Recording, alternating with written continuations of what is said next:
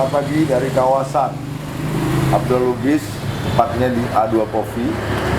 Kita ngobrol bareng Taufik. Kali ini kita akan bicara tentang bagaimana kondisi dan situasi perekonomian dari mulai pandemi sampai hari ini. Nah, ini kita ngomong atau ngobrol bersama Om Holis. Om Holis ini salah satu mantan bankir di Kota Medan dan Sumatera Utara. Dan beliau ini juga sekarang menjadi penyiar. Nah, ini yang menariknya kita, dari bankir menjadi penyiar. Assalamualaikum. Waalaikumsalam, Bung Taufik, apa kabar nih? Om Holis, apa kabar Om? Alhamdulillah sehat-sehat ya.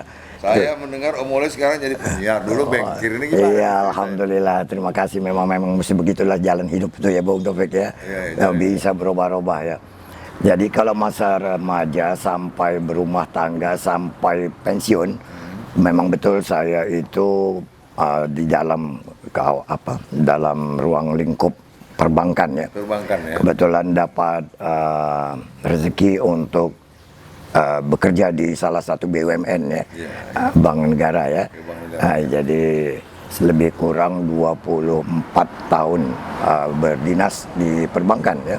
97 pensiun.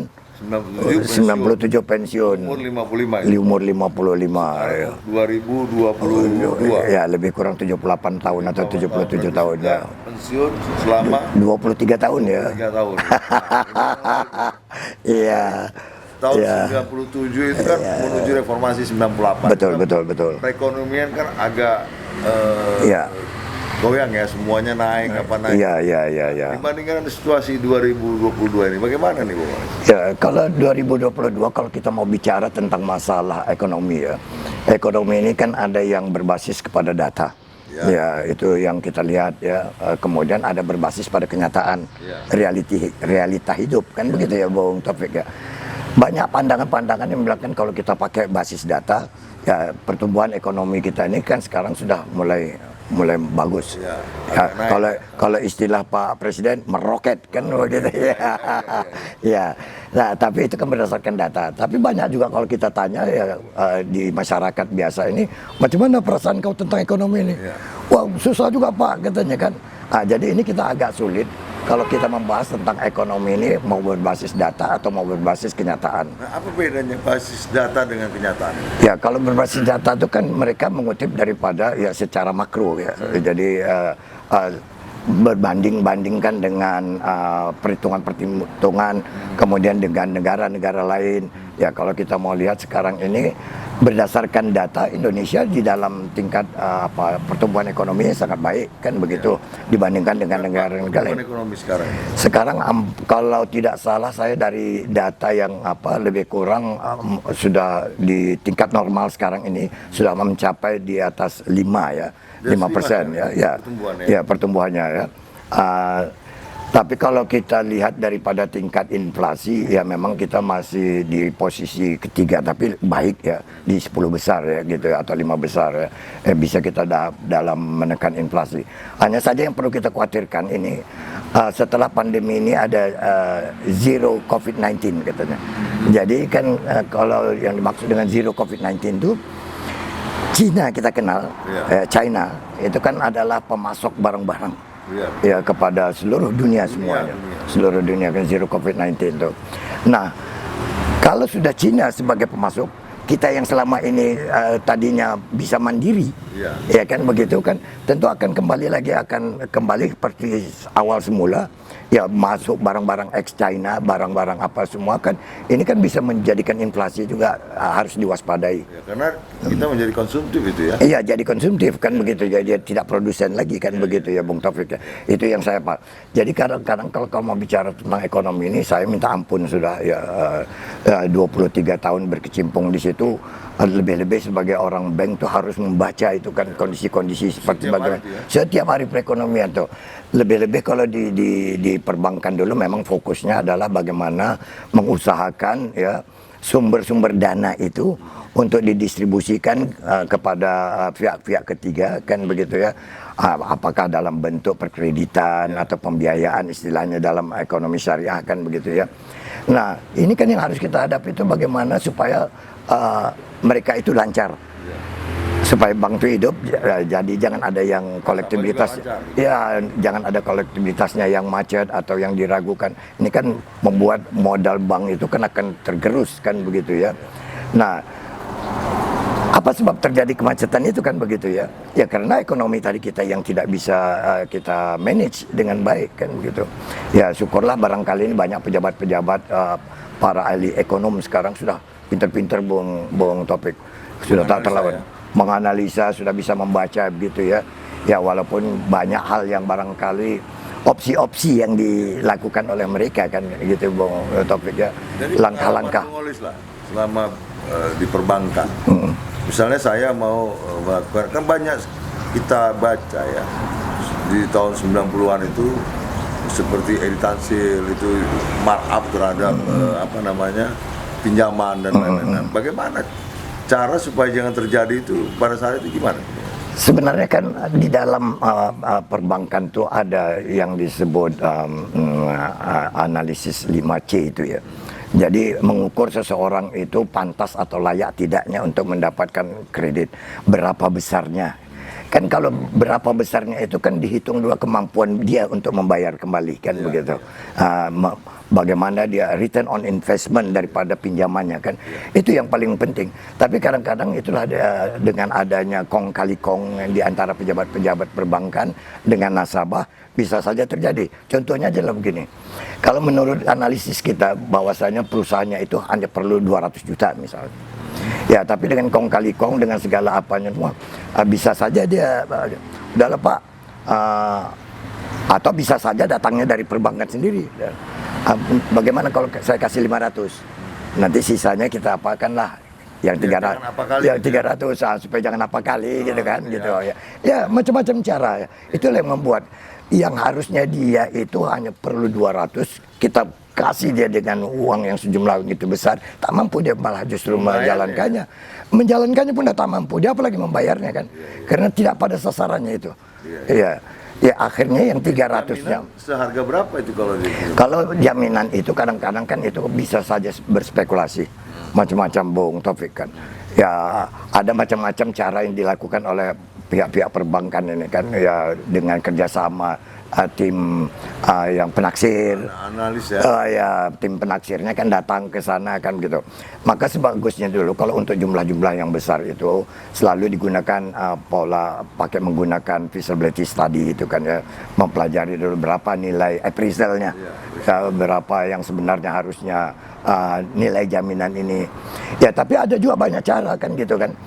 Kalau kita selalu menilai jaminan itu memperhitungkan 4-5 tahun ke depan bahwa harga tanah ini tinggi. Dengan perhitungannya, dengan analisisnya bahwasanya kredit yang bersangkutan berakhir 2 tahun atau 3 tahun kan begitu ya.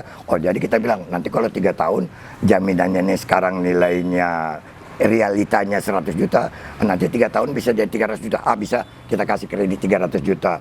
Begitu. Jadi kadang-kadang itu semua yang idealnya ya. Yang ideal harusnya kalau mau menilai itu memberikan pinjaman itu berdasarkan keadaan kondisi jaminan tuh harganya sekarang kan begitu. Dengan sama prediksi yang akan datang. Iya, ya, tapi perhitungkan resikonya juga Bung Taufik kan begitu. Kalaupun diberikannya tanah, kalau tanah tersebut ini tanah bermasalahnya, kan jadi persoalan juga lagi. Kapan kita mau jualnya? Kemudian kalau di tempat wilayahnya itu tanahnya tersebut itu tidak potensi untuk dilakukan pengembangan, ya juga malah rugi walaupun kita hitung harga tanah itu bakal naik kan. Itulah dia. Sekarang kan jaminan, kalau saya melihat jaminan itu juga dinilai bagaimana infrastruktur sekitarnya. Betul. Ya, jadi kalau dia misalnya kan mau bikin bangun pabrik industri kimia misalnya, ya kan di lingkungan itu kan rumah-rumah. Ya ini kan tak bisa mungkin kita memberikan atau menilai jaminan tersebut. Betul. Apakah Anda mau bikin pabrik di sini? Tak mungkin. Bisa-bisa baru dibangunnya 4 5 bulan bangunan tersebut udah di demo oleh masyarakat kan begitu. Ya kita juga yang rugi kan gitu, perbankan rugi. Itulah yang repotnya kalau di perbankan itu Bung Taufik. Jadi kadang-kadang kalau saya pribadi ya Bung Taufik ya, saya itu jarang memberikan suatu memberikan pinjaman misalnya, mengizinkan pinjaman itu dengan memperhitungkan kolateral, artinya memperhitungkan jaminan. Saya lebih cenderung kalau mereka itu usahanya betul-betul terlihat. Karena kalau jaminan yang dibawanya itu ya kan diserahkannya kepada bank, ini aku seolah-olah memberikan ini. Ini sama dengan kita ke pajak gadai kan, bukan ke perbankan namanya. Kalau pajak gadai kasih emas 3 gram, ya berapa itu dia apa kan? Begitu. Harus ada analisanya. Iya harus Sehingga macam. bisa nasabah itu berkembang. Betul, tujuan kita kan memberikan pengembangan usahanya, bahwasanya dia memang perlu untuk mengembangkan Berapa usahanya. persen bank yang macam pajak gadai itu? Ya hampir semua bank boleh dikatakan kemarin itu ya tergantung daripada kebijakan pemimpinnya kan begitu Bung. Bukan ada SOP bahwa kalau mau pinjam ini bukan? Ya walau memang ada ketentuannya ya bahwa setiap ada peminjaman atau pembiayaan itu harus didukung oleh kolateralnya, harus didukung oleh jaminannya untuk menjamin bahwasanya yang bersangkutan itu merasa bahwa dia tuh ada punya tanggung jawab, ada pemilikan begitu tuh Bung Taufik. Tapi apapun dia, aku udah mulai pening karena 23 tahun Bung Taufik rasakan yang aku tinggalkan yang persoalannya demikian itu. Jadi enak jadi penyiar sekarang. Itu kan mengorek memori ini. Iya. Yang tertinggal di dalam kita gini Bung ya. Karena Bung Oris itu di bank itu, karena bank sekarang kita lihat kan kalau kita mau pinjam kita kasih buk hitam atau jaminan, mereka langsung memang dilihat ke lapangan ACC. Iya. Nah, yang paling sedih ini memperpanjang pinjaman, notaris keluar ini kok. Iya. Puluhan juta juga itu Bung. Betul. Ya biaya-biaya yang tinggi demikian rupa itu kan bisa boleh dikatakan hampir 20%-an ya. Kalau kita tidak salah untuk biaya notaris, biaya ini apa segala. Kadang-kadang kan perbankan sekarang kan minta ini pula lagi neraca, laporan keuangan. Mana perusahaan-perusahaan yang kadang-kadang membuat itu? Iya mana ada itu kan begitu. Akhirnya kerjasama pula sama orang perbankan kan begitu dibuat. Ya saya pernah juga pengalaman lah ya kan boleh dikatakan pengalaman itu ya. Agar supaya nasabah kita ini bisa mendapat lebih daripada laporan keuangannya siogianya kita katakan untuk keuntungannya yang untuk bisa mengembalikan pinjaman itu katakan 50 juta 1 bulan, kita bisa naikkan di laporan keuangannya itu bahwasannya dia bersangkutan itu bisa 75 juta atau 100 juta. Kita sendirinya itu yang salah itu. Kita nyetelnya itu. Macam lingkar mereng lah, lingkar ya. Di setel di press sana si press ini kan begitu. Jadi balance lah di terakhir ya. Ya jadi tapi mudah-mudahan barangkali kalau sekarang ini kan kita tidak mendengar lagi ada beberapa bank yang kolaps ya, dengan persoalan-persoalan demikian ya. Itu sampai di sekitar 98 atau 2000 ke bawah, pola-pola seperti itu memang masih ada lah Bung. Jadi perbankan ini tergantung hati nurani juga ya. Iya. Karena kan dia samping dia pinjam, dia harus bayar, ada bunganya lagi, macam-macam kan ini. Iya kan? betul. Nah kalau itu juga dipermainkan, si peminjam ini kan bisa lari malam ini. Betul. Jadi kalau yang begitu tuh Bung Topik ya. Kalau kita lihat kan sekarang kan jumlah perbankan ini kan banyak. Ada pemerintah, ada swasta. Iya, ada swasta, ada luar negeri, ada apa kan semua begitu ya. Nah, coba bayangkan rivalitas seperti ini, apakah ini masih dianggap rivalitas yang sportif atau tidak? Bisa saja terjadi yang tidak sportif. Misalnya Bung Taufik sudah mendapat dari Bank A, ya kan 100 juta. Kemudian ada marketing lain datang. Bung Taufik dapat dari Bank A berapa 100 juta. Saya bisa kasih 150 loh. Tanpa memperhitungkan apakah Bung Taufik itu akan berhasil atau tidak, kan begitu. Aku teringat waktu kartu kredit nih. Ya. Datang orang menawarkan kartu kredit, waktu ditawarkan muluk-muluk dia. Iya. Tapi begitu kita belum bayar, ributnya setengah mati. Iya. Jadi saya pernah punya pengalaman itu Bung Taufik. Jadi waktu kita melakukan penagihan misalnya ya kepada salah satu biasalah waktu dulu usaha-usaha kecil menengah ini kan begitu ya, atau perusahaan pribumi waktu tahun-tahun berapa lah itu kan begitu. Nah, waktu kita memberikan pinjaman, seperti apa kata Bung Taufik, dia bilang ini bank paling bagus lah, Pancasilais, ya kan begitu, mau membantu masyarakat seperti kami, wah bagus lah. Berjalan setahun bagus. Satu tahun berikutnya sudah mulai mandek, dia macet. Nah begitu kita mengingatkan untuk menagih kepada dia, dia bilang, Bapak jangan nagih-nagih lah, Bapak tak Pancasilais kata. Jadi waktu waktu membayar dia tak Pancasilais kita, waktu memberi kita Pancasilais. Nah ini yang kadang-kadang. Iya. Wow. Soalan Pancasila tergantung kebutuhan kan? Iya betul. Iya itu dia. Nah, menarik ini Bung Olis waktu saat bank ya. Mungkin ini nostalgia lah gitu. Iya nostalgia iya. Setelah pensiun menjadi banker ya. Iya. Ini kan banyak biasanya orang kan duduk di rumah. Betul. Ya. Kalau ada cucu main-main sama cucu. Iya. Ini Bung Holis, kami kan sudah coba teliti ya. Beberapa waktu setelah pensiun ini banyak kegiatan malah Bung Holis lakukan. Betul. Itu gimana ceritanya itu Bung Holis? Iya, jadi setelah pensiun saya ini kan orangnya suka komunikatif ya. Udah terbiasa dengan komunikatif, terbiasa dengan pergaulan. Seperti apa yang dibayangkan oleh Bung Taufik tadi, itu juga terbayang oleh saya. Kalau saya tidak punya gerakan apa-apa, ini saya bisa menjadi seorang yang bodoh lagi, ataupun katakan yang tidak kreatif lagi. Bahkan saya pernah membaca kalau orang yang tidak menggunakan otaknya lagi untuk bekerja, kemudian tidak menggerakkan aktif badannya, ini kan bisa-bisa pendek umur lah katanya. Bukan, kalau orang yang tidak menggunakan otaknya, berarti dia menggunakan dengkulnya, Bang. Ya boleh dikatakan dipindahkanlah otak itu ya kan, di posisinya kan begitu ya. Jadi, ya tidak pada posisinya. Bagaimana sekarang? Jadi di posisi seperti itulah kan begitu ya, saya membayangkan ini. Hanya kalau berbicara dengan keluarga saja. Ya saya mungkin punya batasan aja, paling-paling nanya apa kabar, apa masak, apa nyari kan begitu ya. Artinya apa yang saya peroleh dulu, ini kan tak berkembang lagi dia. Ya saya melihat ada salah satu selanya. Saya berwira swasta lebih dahulu kan begitu ya.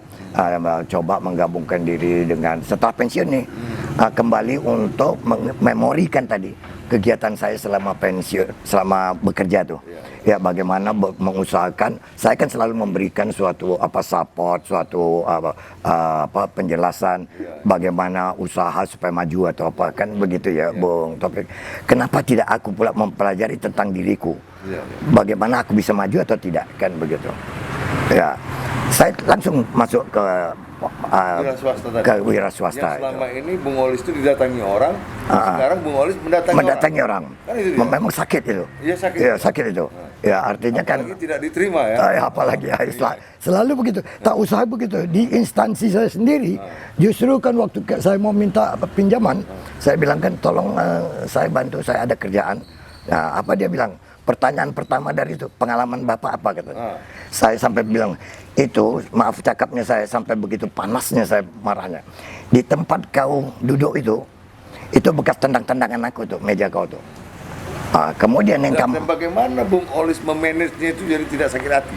Kan ya memang berat lah ya. Berat, tapi kan kita harus sadar juga ya, barangkali mereka itu kan terikat oleh sistem itu ya.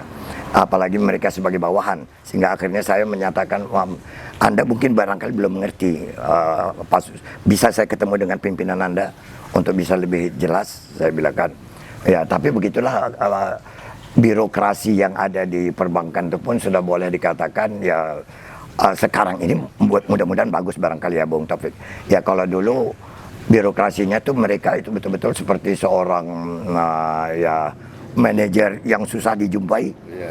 Duduk di kamar ruangan kaca dengan ber-AC dengan kursi goyang yang begini-gini kan. Sehingga kalau ditanyaannya nanti sama anak buah siapa yang mau jumpa, apa maunya? Mau ini Pak, udah bilang aja lah lagi rapat. Kan begitu. Itu yang terjadi selalu. Tapi saya kembali kepada apa ya, tidak semua yang begitu ya, Bung. Saya tidak menyamaratakan Ya, semua tergantung manusia dan manusianya makhluk juga ini, ya. Ada yang rasa-rasanya kalau dia pengalamannya dari bawah itu apa, ya juga barangkali anak-anak muda ini merasa bahwasanya dengan keilmuannya mereka bisa berpegang teguh kepada aturan. Padahal aturan itu kan semuanya itu dibuat oleh manusia juga kan, Bung Taufik. Tinggal kita bagaimana melakukan, mengaplikasikannya kan. Kita harus smart lah, harus punya kebijakan untuk mengapakannya. Jadi setelah kejadian itu, Bung Olis pada saat meminjam pada saat wira swasta itu bagaimana ujungnya ini? Ya akhirnya kan mereka menolak juga ya, menolak ya. Karena Bung Olis belum punya pengalaman dalam di alasannya kan mereka belum punya, saya itu belum punya pengalaman di dalam bidang usaha. Betul. Ya kan begitu.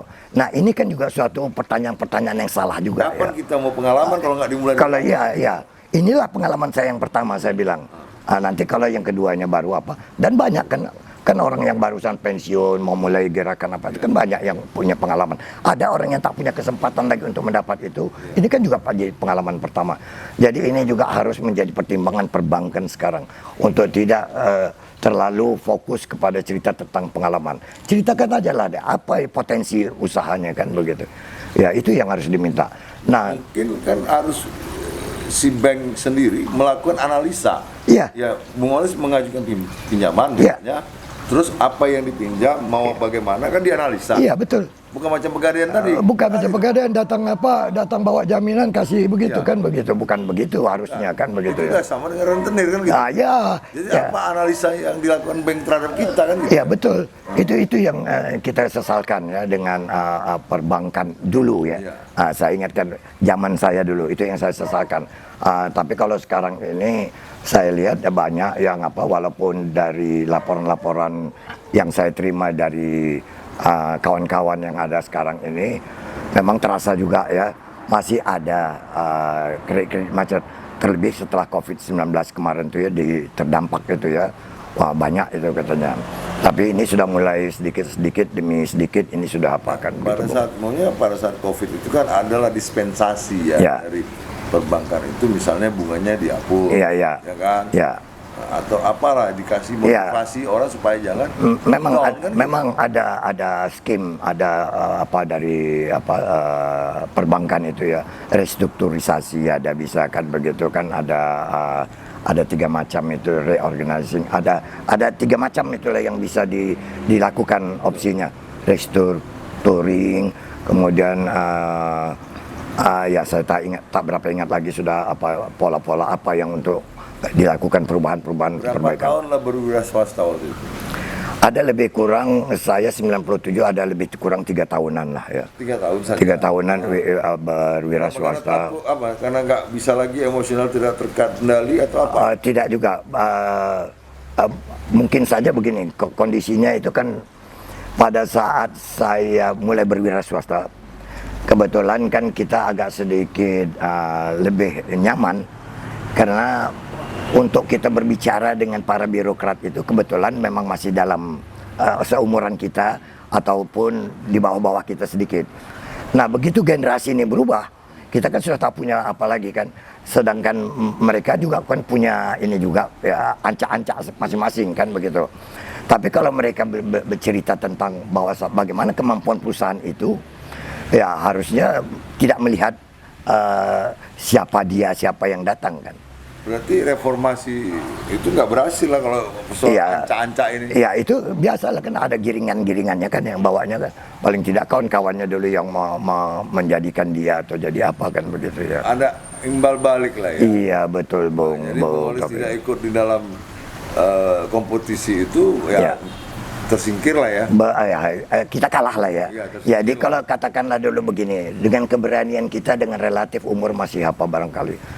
Ya mungkin saja kita dengan argumentasi apakah kita harus mukul meja misalnya katakan ya, mungkin agak sedikit shock juga bagi birokrat ini kan begitu. Sekarang kita pukul meja, dia mukul meja kita yang gemetar. Iyalah. Karena kan udah nggak imbang lagi. Udah nggak imbang lagi. Udah kalah. Awak jalan udah gemetar. Ya udah, dia pun lihat dari muka pintu udah gemetar kawannya. Iya. Lebih bagus aku gertak duluan lah katanya. Ya itulah dia yang membuat. Itulah maka membuat Bung Oles jadi Iya. berhenti ya. Nah, kemudian setelah wira swasta itu kan saya berpikir kemudian ada apa ya, kembali ke nostalgia tadi. Waktu masih remaja dulu saya senang dengan radio, Bung Taufik. Oh ada, ya memang. Ya, dulu kan zaman-zaman amatiran ya. Radio Ya, amatir, radio ya, amatir. Kita kemudian ada membuat ya AM. Kemudian udah beralih ke FM memang. Udah FM. Ya, kemudian sudah beralih ke FM. Tapi kita kan tidak komersial ya. Jadi ada komunitas kita kawan-kawan 10 orang, ayo kumpul-kumpul di salah satu rumah. Kita bikin radio. Zaman dulu kan radionya gampang buatnya, pakai lampu TL aja, pakai transmitter kecil aja kan. Nanti pakai kawat pasang antena kan. Nanti tiap sore jalanlah kita menaik sepeda motor atau kereta kan. Udah sampai mana siaran itu? Wah, udah sampai di sini nggak dengar lagi katanya. Mundur lagi, pasang, ganti lagi. Iya, ganti teks. Itulah dia pengalaman-pengalaman. Tapi apa yang didapat di situ, rasa komunikasi tadi, silaturahmi. Rupanya ini yang membuat saya akhirnya di sekitar tahun 1999 lah tepatnya itu, saya kemudian diminta ya kan gitu ya untuk bisa bergabung di salah satu radio swasta. Kalau boleh saya sebut namanya, ya sekarang mulai dulu namanya Radio Prapanca. Ya, kemudian dari radio. Ya, awalnya memang kalau Prapanca ini sebenarnya dulunya di Jalan Pemuda, tapi terus Pancaniaga dulu, Pancaniaga. Oh, Pancaniaga. Ya, terus kemudian beralih pindah ke. Pancaniaga itu yang punya dulu. Ya, awal itu Prapanca itu. Ya, BUMN dulu ya. Ya, kemudian itu dibeli oleh salah seorang pengusaha itu, Pak Ruli Tarigan. Ya, dibelilah Prapanca ini, maka pindahlah Jalan Saya Borok. Itu sejarahnya ya? Nah, perkembangannya Radio Prapanca ini kan harus punya akses ya dengan Jakarta kan gitu.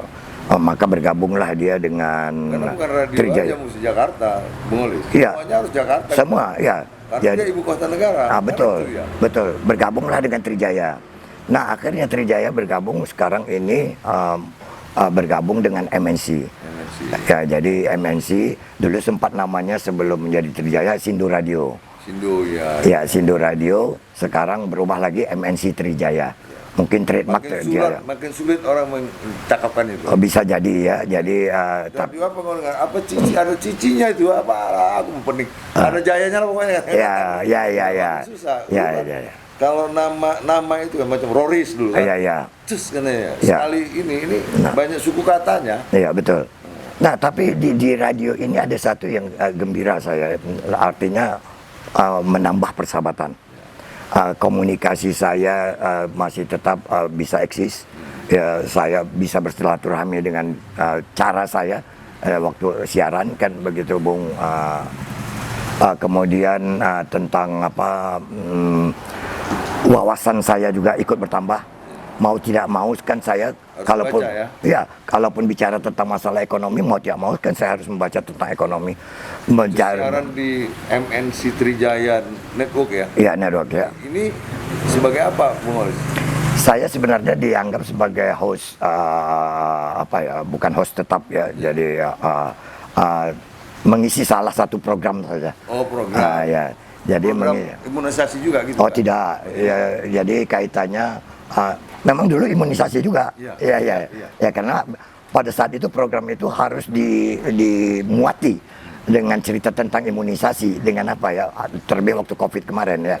Tapi di awal-awalnya dulu itu saya diberikan kebebasan untuk membuat suatu program yang saya sebut sampai hari ini namanya Cafe Trijaya. Ya, kemudian Trijaya Hot Topic. Nah, Trijaya Hot Topic itu saya membahas tentang apa segala semua. Opini-opini dari masyarakat itu kita tampung. Ya, itu baik tentang misalnya Bung Taufik mempertanyakan tentang ini hal yang boleh dikatakan menjadi suatu viral sekarang ini. Misalnya Bung Taufik menanyakan LGBT. Ya, kita tentu ada opini-opini dari pendengar juga yang lain menyampaikan itu. Nah, ini kita kompilasi, ya kan begitu. Berdasarkan suara pendengar lah ya. Suara pendengar. Itulah dia. Perlu ada satu ramuan Ya. yang akan ditampilkan ke depannya ya. Iya, betul. Jadi dari pendapat-pendapat macam-macam orang. Ini kan kadang-kadang enak juga kita membahasnya kan begitu ya, Bung Taufik ya. Bisa saja pendapat kita yang A ada tambahan lagi dari orang lain, itu jadi kan pendapat itu kan jadi banyak, dia kan jadi enak untuk bisa disampaikan kan. Apalagi gitu, pendapat bisa menjadikan pendapatan. pendapatan. Nah, itu ya, itu yang kadang-kadang jarang. Oh jarang. Oh jarang. Ya, jarang. Banyak yang tak paham itu kan. Harusnya kan. Jadi kalau kita mau menarik ulang segala berita itu pun agak susah kita kalau di radio ini kan begitu ya. Jadi kemudian kalau masalahnya apakah orang mau mendengar radio itu dengan menggunakan handphone misalnya. Handphone dia kan mau tak mau dia kan terpaksa pakai headset atau apa. Nah, kalau radio itu kan sudah ada yang di mobil tuh. Ya, umumnya rata-rata sekarang 30% pendengar radio itu adalah melalui di mobil, ya, radio yang sudah terpasang di mobil. Ya, kalau itu handphone jarang orang menggunakan handphone lagi kan begitu. Nah, itulah barangkali yang menjadi lebih dan kurangnya apa sebab radio ini masih bisa eksis kan begitu ya. Ya, tapi kembali kepada masalah kehidupan radio ini. Mungkin gini Bung Olis, radio ini perlu menu-menunya mungkin. Ya, program-programnya aja. Menu-menu itu yang perlu diperbaiki. Tren apa sekarang? Iya, betul. Ada beberapa tren yang harus dilakukan ke depan. Betul. Contoh, ada satu radio di Jakarta sana itu punya cabang kemana-mana, tetap hidup dan iklan banyak. Ya. Kenapa? Dia menyuarakan suara rakyat. Gitu. Iya, betul. Informasi dari bawah apa segala macam. Ada tren-tren baru yang dilakukan gitu. Tidak. Ya. Kalau dulu kan dangdut meriah. Ya. Siaran ini Phil Collins atau apa gitu, musik-musik. Sekarang itu kayaknya sudah terkikis dengan masyarakat lebih condong menerima informasi. Iya. Ya, jadi kadang-kadang viral-viral gitu. Jadi berdasarkan ada saya baca kemarin itu data dari Nielsen itu ya, memang sampai hari ini walaupun datanya itu tidak sampai dengan 2021 tapi di bawah 2021, sampai hari ini memang jadi Gen X itu kan ada umur sampai genre-nya itu kan, kemudian baby boomers itu ya, mereka masih terhadap apa ini dangdut ini masih begitu dia begitu semangat lagi, masih mau mendengarkan itu kan begitu. Oh masih? Iya masih. Itu malah justru pendengarnya 30%-an lebih itu di dangdut. Nah, kalau anak-anak milenial itu di Indopop lah ya. Jadi lagu-lagu pop, lagu-lagu baru, lagu barat begitu ya. Tapi itu masih kalah ya. Di antara milenial nih, 17% itu adalah pendengar dangdut. Iya. Berarti dari hasil wawancara lah ya dengan pendengar-pendengar radio ya. Bahwa masih ada itu, masih tren ya. Masih. Jadi kalau musik itu ya mereka lebih gemari. Karena saya dengar musik radio ini pertama di tukang pangkas. Betul. Ya kan? Tukang pangkas dia pakai radio itu. Iya. Yang kedua kalau kita duduk di rumah makan misalnya. Coba dengar di pajak. Di pajak. Di pajak tuh iya itu kan. Itu rata-rata tuh semua mendengarkan radio dengan apa kan begitu, Bung. Ya. Itu rame dia masing-masing, ada yang mau lagu Karo, lagu Batak, macam-macam. Iya, betul. Makanya kita katakan bahwa radio itu masih eksis, masih punya potensi. Ya, nah, itu kan berkurang. Iya, berkurang memang nurun ya. Sehingga orang beriklan pun jadi malas. Ya, gitu kan? pendengar memang masih ada. Tapi untuk menghidupkan radio itu yang relatif yang jadi beban kan. Karena kehidupan radio tadi seperti saya katakan ulangi bahwa itu adalah pemasangan iklan kan begitu ya. Nah, banyak sekarang radio yang mati sekarang, Bos. Iya banyak. Banyak kan. Jadi tidak sanggup mengoperasionalkan karyawan dan kebutuhan listrik dan lain-lain kan. Iya betul. Jadi kan kalau kita bicara kan kenapa radio-radio banyak sebagian besar ya. Ya lebih-lebih waktu kemarin tuh Covid kan mereka harus menekan biaya biaya radionya kan begitu ya. Salah satunya bagaimana terpaksa mereka membuang karyawannya kan, mengurangi karyawannya, penyiar-penyiarnya kan. Mereka hanya memutar lagu aja dengan mengharapkan 1-2 iklan ya, tapi biaya bisa tertutup lah untuk apa. Walaupun kalau kita bicara kan sekarang kan untuk membuat radio itu kan bukan tanggung juga, modalnya besar ya, investasi besar. Tapi sekarang Bung Oles kalau aku lihat malah simpel alatnya, ya. nggak perlu lagi macam dulu. Oh ya. Ya, jadi ada sekarang instrumen-instrumen atau alat-alat radio itu sekarang sudah mau dimodifikasi lebih sederhana. Hanya saja barangkali begini, Bung Taufik. Kita selalu dapat informasi misalnya dari apa? Siaran Anda agak terganggu. Di sini kekalahan radio. Kalau dengan digital atau apapun dengan online ini kan begitu. Karena kan kita kan hanya bergantung kepada antena kan begitu. Satelit. Satelit. Itu kan kita bergantung pada antena yang membuat kadang-kadang sinyal kita itu tidak akhirnya orang kan bosan. Siapa pendengar radio yang paling tadi itu kan kalau memang siarannya itu bagus ya, tertangkap dengan jernih, ya itu yang membuat orang lebih semangat. Apapun yang dibicarakan orang tuh nanti lebih senang dia. Kenapa musik yang lebih diutamakan orang tuh? Ya dalam perjalanan kadang-kadang orang mendengarkan berita-berita. Ya ada punya ini dia pilihan. Bisa berita itu diperolehnya nantinya dari TV atau dari media online lain kan begitu ya. Kalau dari radio ini kan mungkin lebih banyak mereka itu mendengarkan musik. Walaupun di radio itu sebenarnya lebih detail. Kalau dari media online kan mereka perlunya aktualisasi kan begitu, foto, gambar begitu. Jadi tidak sampai ke detail.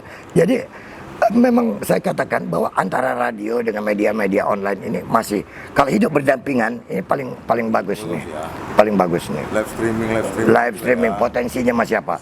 Jadi radio masih punya, kalau orang bilang dulu ini kalau dulu orang nyiar kan pakai sarung, pakai anduk apa segala macam. Iya. Orang suaranya aja kan gitu. Ada dulu kan Pak Mio mengatakan radio ini akan termakan zaman lah katanya. Tapi ternyata tidak kan begitu ya, masih sepanjang orang masih Sampai ada lagunya di radio kan. Ya itu kan terkenal-kenalnya dulu ya Bu Taufik. Itulah yang buat. Jadi ada satu barangkali yang mudah kita apain. Memang ternyata hidup kita misalnya Bung Taufik di podcast ini. Rasakan Kak bagaimana kita berkomunikasi sama kita bisa punya teman banyak ya, dan Bung Taufik pun sendiri mau tidak mau kan harus membaca. Otak ini kan masih terus jalan. Membaca pikiran orang. Jalan nih kan otak ini kan terus kan Bung. Ya kalau sudah jalan otak ini, silaturahmi kita yang bagus, insya Allah umur mudah-mudahan panjang.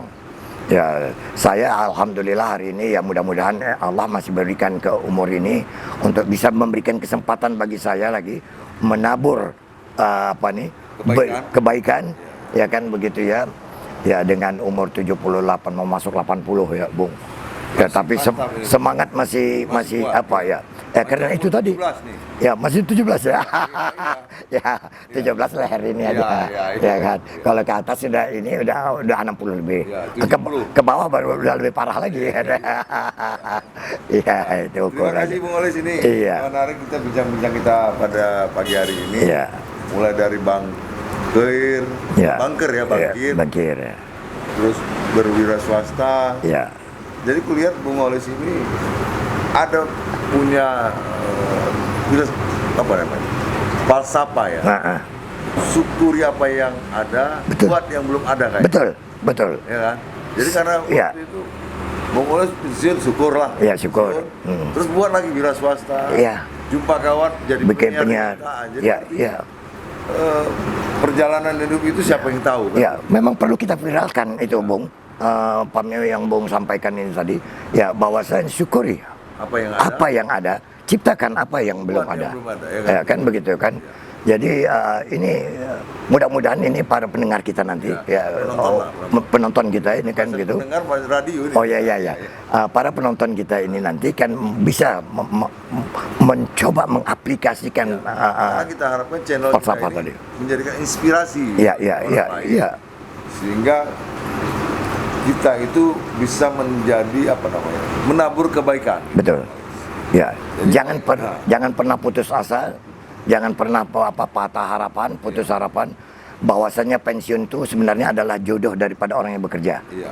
Kan begitu. Jadi tak usah khawatir dengan masalah pensiun. Iya. Bagi pegawai-pegawai negeri saya ingatkan juga pegawai-pegawai swasta yang akan mengalami pensiun. Iya. Ya, saya katakan bahwasanya pensiun itu sebenarnya adalah suatu kebanggaan. Iya. Harus kita bangga bahwa Kebebasan kita, di situ, ya bahwa kita berhasil menapak semua tahun ke tahun itu dengan kinerja kita yang baik. Ada banyak orang yang belum sampai ke masa pensiunnya sudah dipensiunkan, kan? Iya, iya, Ya, dengan macam-macam cara. Ya kan, ada yang masuk ke rumah prodio, ada yang sakit, ada yang apa ya. Ya, alhamdulillah kalau saya makanya sebetulnya tadi itu saya mensyukuri apa yang ada, kan begitu ya. Itu dia Bung Taufik. Ya, terima kasih Bung Aris ya. Terima kasih banyak Dua ya. kali terima kasihnya. Disambung lagi tentang. Iya. Jadi jangan takut kita pensiun. Jangan takut pensiun. Jangan takut pensiun. Iya, ya. Syukuri apa yang ada. Ya. Buat yang belum ada. Terima kasih. Selamat pagi. Salam sejahtera bagi kita semua. Oke, Assalamualaikum. Waalaikumsalam.